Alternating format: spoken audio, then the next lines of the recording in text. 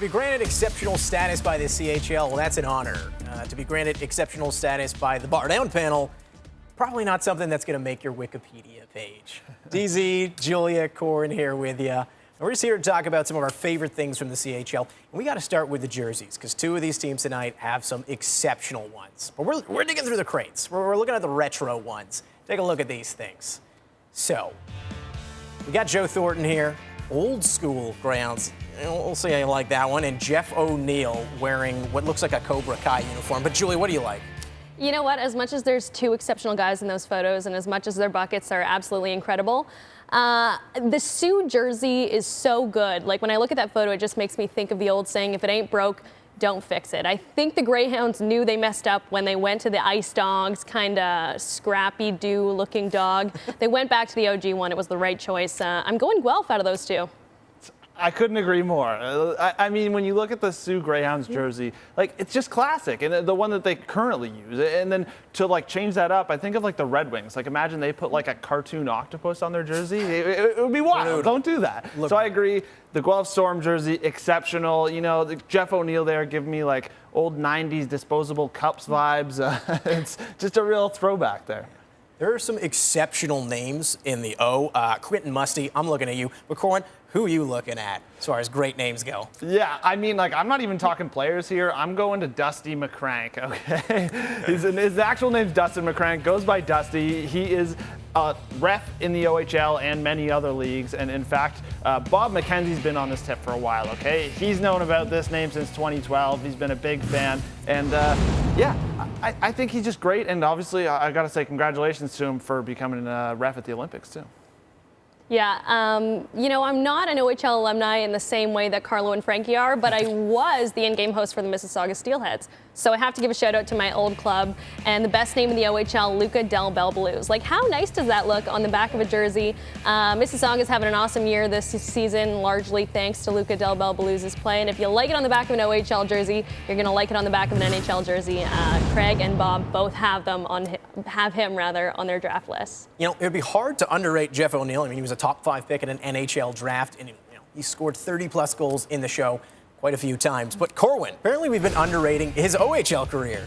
So I don't know if we've been underrating it. Obviously, he was honored by the Guelph Storm, so people recognize he's a great player. But I just think he's such an exceptional, personality and broadcaster that I really think, like, I don't want to forget about what an exceptional junior career he had too. Obviously you saw all those accolades there. He's a franchise leader for the Storm, and obviously he's also 17th overall in points per game since 1990 in the OHL. That's crazy to me. So definitely exceptional. You know what? There's a lot of exceptional things about Jeff ONeil. I'm going to go with number one, the fact that he hasn't dropped my partner, Al's brother, from Team Al Dog yet, even though Al's brother can't pick a football game to save his life. His earring, also amazing, and the fact that he occasionally walks his cat. So you know what? Jeff ONeil, exceptional all around. Jeff ONeil, we all definitely agree you're exceptional. Now, most sports romantics, they would tell you that you don't choose your team. Your team, it chooses you. And that quite literally happened on Twitter for the BarDown squad, as a bunch of OHL teams were randomly having a bit of like a custody battle on Twitter. And, okay, we have a little bit of a tail of the tape to explain how this happened. And we got to blame Luca for this one, who kind of randomly said, get him, deciding he's a Generals fan now. And then the Steelheads, they hopped in, pointed out that Julia and well as Takia have worked for the Steelheads. Then the Peets jumped in and reminded us that we had gone down there. We've taken a road trip and done a video. And then again, the Steelheads very quick to reply. They have claimed us. And the Generals finally saying, this seems to be some form of audition taking place here. Yeah, so I don't know how this all started. Luca, I don't know when you randomly became a Generals fan, but Corwin, I want to hear from you. If you're picking a team, who are you picking from tonight and why? Yeah, I mean, like, if you're trying to pick a fandom from either the Guelph Storm or the Sioux Greyhounds, they're both great teams, okay? You don't really have to worry about going wrong with this. They are the top two teams in the Western Conference, both leading their division. That's why you see them up there. And, it's always fun rooting for good teams. I mean, nobody's going to complain about winning, seeing goals, things like that. So, I mean, you're always good there. But there's some other great things about some of these cities. I'm going to focus a little more in on Guelph. You know, like, obviously, it's a university town, so it's a good time. The games are always fun. And I think, you know, maybe you're going to Trappers after the game or something like that, having some fun. But there's some great players, too. You're seeing this.